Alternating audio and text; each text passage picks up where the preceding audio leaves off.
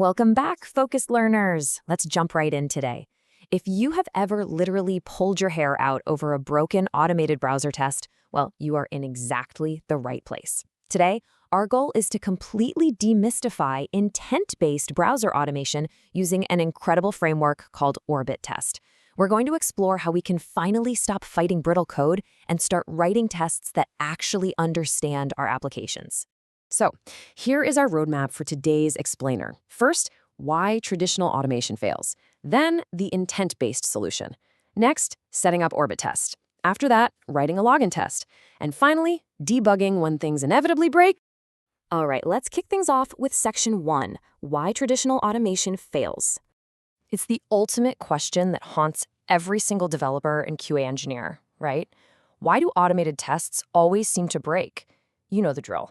You write this meticulously crafted test on Tuesday, it passes perfectly on your local machine, and by Thursday morning, it is completely broken in the CI/CD pipeline. And the real kicker, the core functionality of the app hasn't even changed.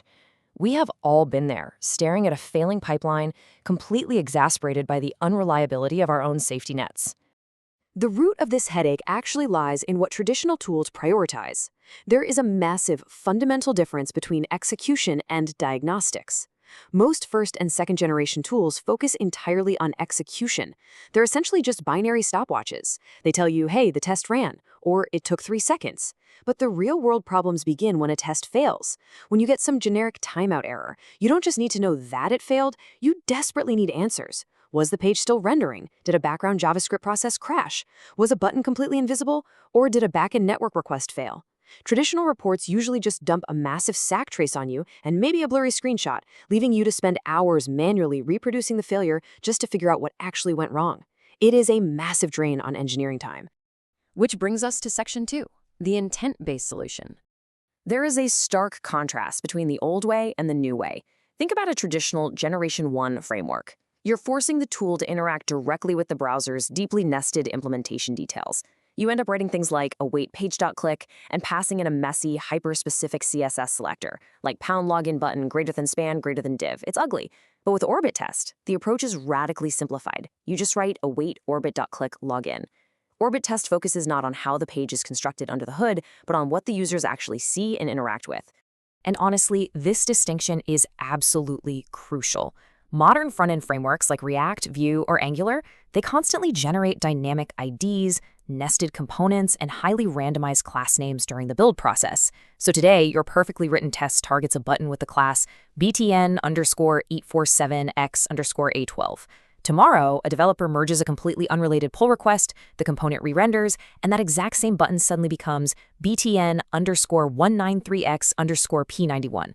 If your test relies on that hard-coded class name, it breaks overnight. The app's behavior never changed, the user experience is exactly the same, but your test failed anyway because it was artificially tied to unstable technical quirks. That is the very definition of a fragile framework. So this leads us to the core philosophy of OrbitTest. Write tests based on user intention instead of technical implementation. Just think deeply about this for a second. A user navigating your website never thinks to themselves, oh, I need to click the element with the CSS selector #submit-btn. No way. A user simply looks at the screen and thinks, I need to click the login button. By aligning our code with natural human intention, our tests become infinitely easier to read, significantly faster to write, and incredibly resilient to superficial UI changes. You literally stop testing the code and you start testing the actual experience. Okay, let's get our hands dirty. Section 3. Setting up OrbitTest. The setup process is refreshingly lightweight, which is so important when you want to get a team up and running fast. Since OrbitTest runs on Node.js, you get to take advantage of its massive ecosystem. Your first step is simply ensuring you have Node and NPM available. You can quickly verify this in your terminal by running node-version and npm-version. Once those are confirmed, you're literally just a simple installation and initialization step away from writing your first test. To actually get the framework onto your machine, you just run a global install. npm install-g OrbitTest. Running this global installation is fantastic because it gives you access to the OrbitTest command line interface from absolutely anywhere on your system. This means you aren't bogged down installing the framework locally over and over for every single microservice or front-end repository. You install it once, and it's ready to deploy wherever you need it. Next, you just navigate into your specific project folder and hit OrbitTest init. This command is a total game changer because it automatically scaffolds out your entire testing workspace. It does all the heavy lifting. It creates the config file for granular control over timeouts and environments, it generates a dedicated tests directory, and vitally, it builds a reports directory where all your rich HTML reports, runtime traces, and visual artifacts will be safely stored after every single run. Moving right along to Section 4, writing a login test. A complete login flow written in OrbitTest almost reads like a mini story in natural language. We define our test called login flow. We tell the browser to open example.com. Then we click login. We type into the email field. We type into the password field. And finally, we use expect to validate that our app has text saying dashboard. This level of clarity is a massive breakthrough. Even completely non-technical team members like product managers or business analysts can look at this exact block of code and perfectly understand the flow. It totally bridges the gap between engineering and product. Now, you might be wondering, is this just magic? Nope.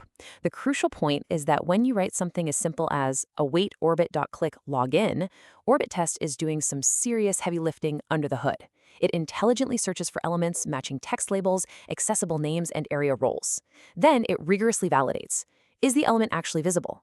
Is it fully interactive, or is it covered up by some random modal pop-up? Is it in the correct clickable position? By relying on accessibility standards instead of DOM structure, it completely removes the nightmare of selector management from your plate. Furthermore, we all know modern single-page applications are highly asynchronous. Components load lazily, APIs take a fraction of a second to respond.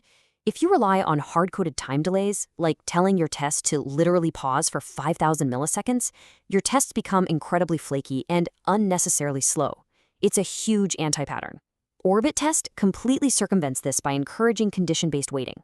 By using awaitOrbit.waitForText dashboard, the engine repeatedly and efficiently checks the DOM until that specific text physically becomes visible to the user. This smart synchronization vastly improves both the stability and the execution speed of your suite. Finally, let's dive into Section 5, debugging when things break. Because, let's face it, things will inevitably break. But OrbitTest has immense diagnostic power.